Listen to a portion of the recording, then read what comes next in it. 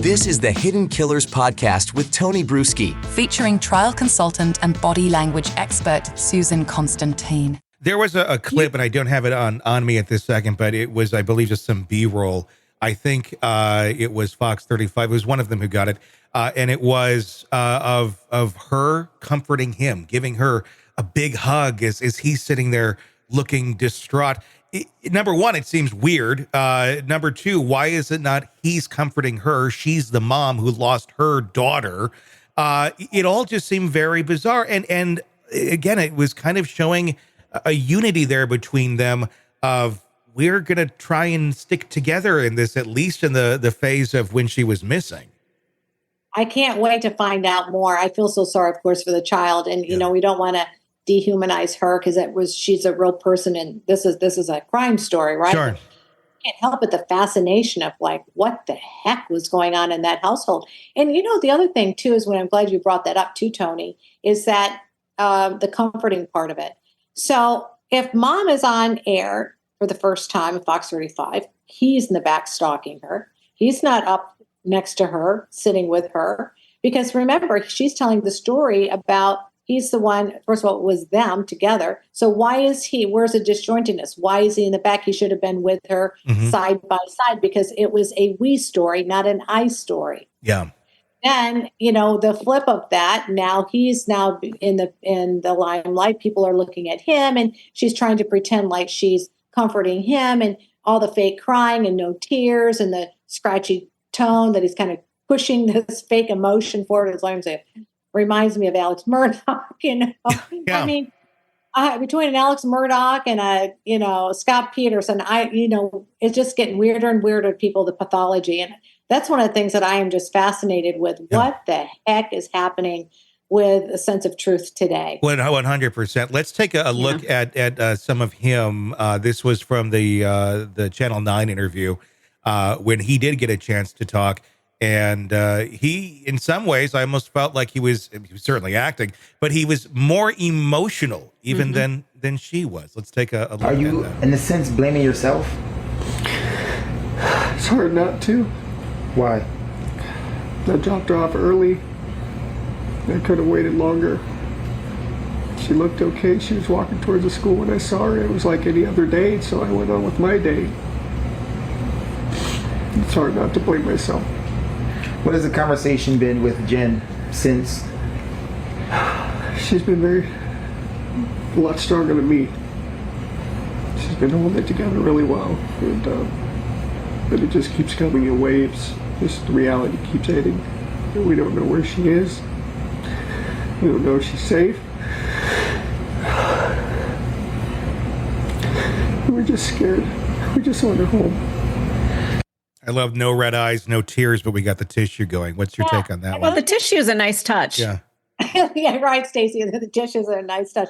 But you know what he mentioned, and I don't know if we had caught it on there, when they asked him about what was she like when you're driving her to school? And she said, well, you know, she was sleeping most of the way. Mm-hmm. Right? Mm-hmm. So see, what they do is they relieve themselves of stress and they fill it with another word.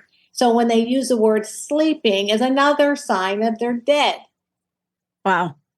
Yeah, and considering there was actual cameras that caught that part of her being dead in the vehicle.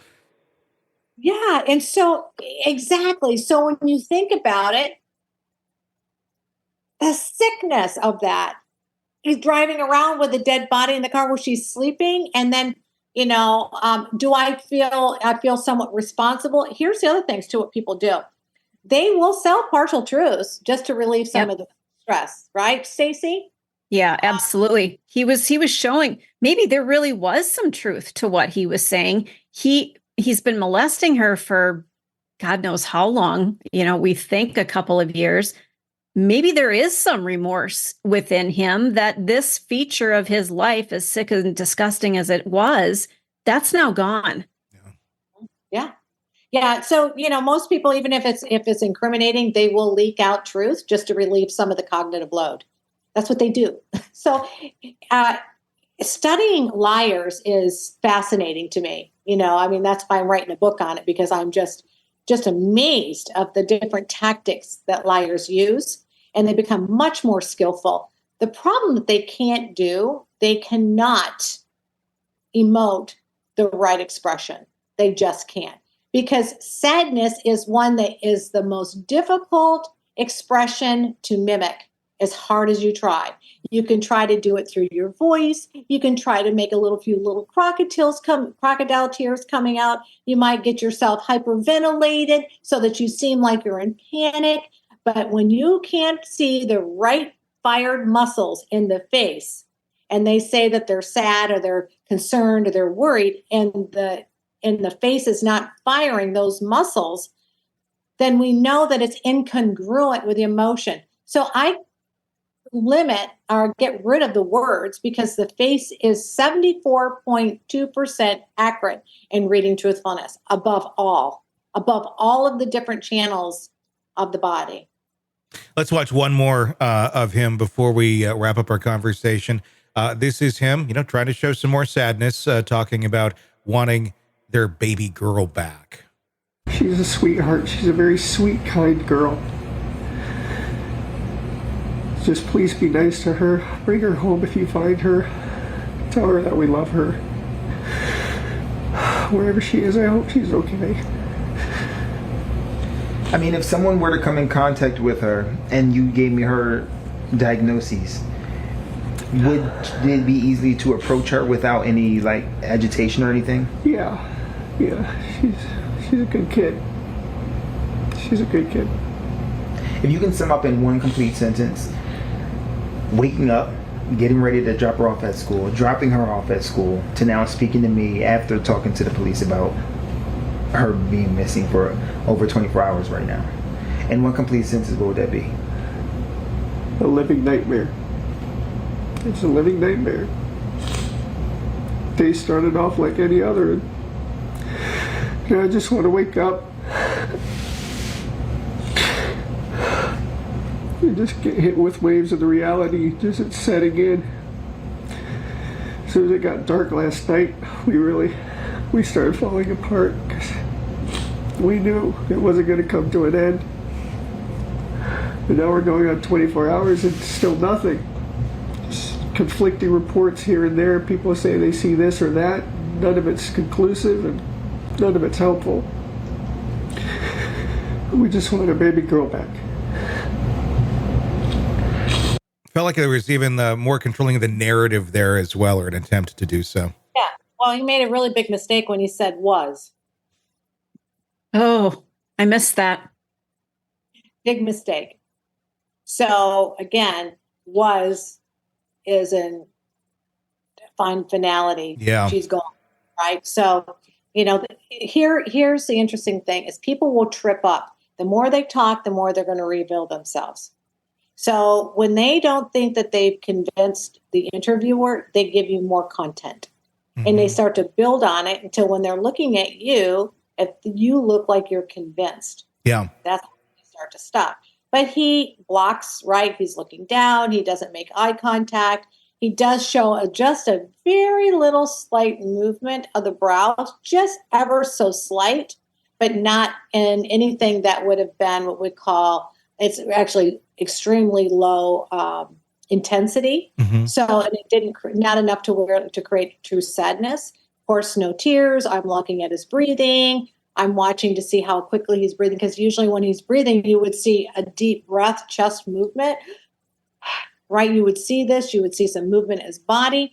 Also, there's no gesturing. Mm-hmm. When somebody is pleading, what are they doing? They're using their hand gestures or rolling them out. The palms are up.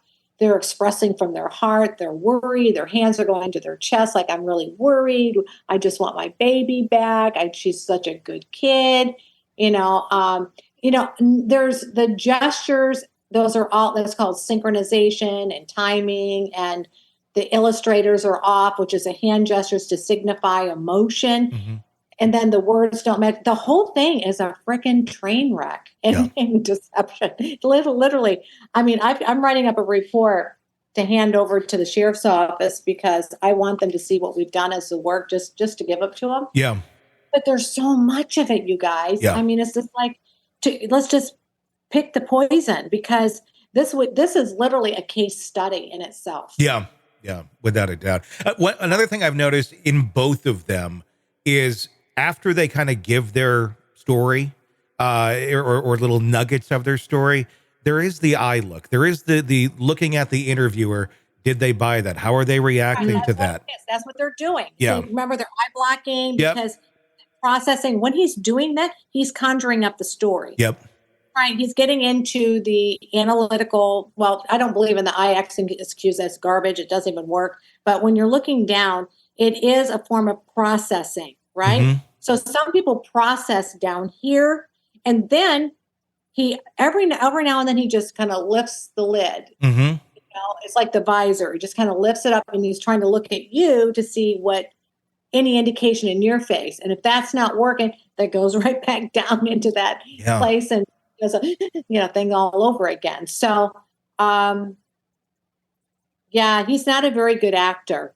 No, and he definitely is not very good at acting a sad and remorseful stepfather. And then to a warning to moms, single moms, these kind of predators do target single moms, especially those that are working a lot. They need your help. I'm sure that he's probably dressed up as maybe a good-looking guy. I don't know, but and he's very helpful and probably doesn't mind dropping the children off at school, and it's a home when the kids come home, and those are all warning signs. I mean, it's just as I'm sorry. I wish I could say, hey, you can trust these men into your lives with your young children. The bottom line is you just can't. Yeah. They haven't proven themselves when it comes to, the stepfathers being left alone. You just got to be really super careful with that. I know myself when I was single for almost 20 years before I met my love of my life, I had 2 young children. Never did I have a gentleman ever stay at my home when my children were there. Never. And I didn't introduce them unless we went to a park or went somewhere in a public place, but they were never alone with my children. Yeah. That was a huge, big no-no. So parents, forgive yourself if you've done it, change it and keep them away. Even though I know you think you have a great guy and probably do, is just don't leave anything up for question or chance. Just don't do it.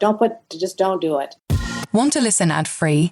Want advance access to all of our interviews before anyone else?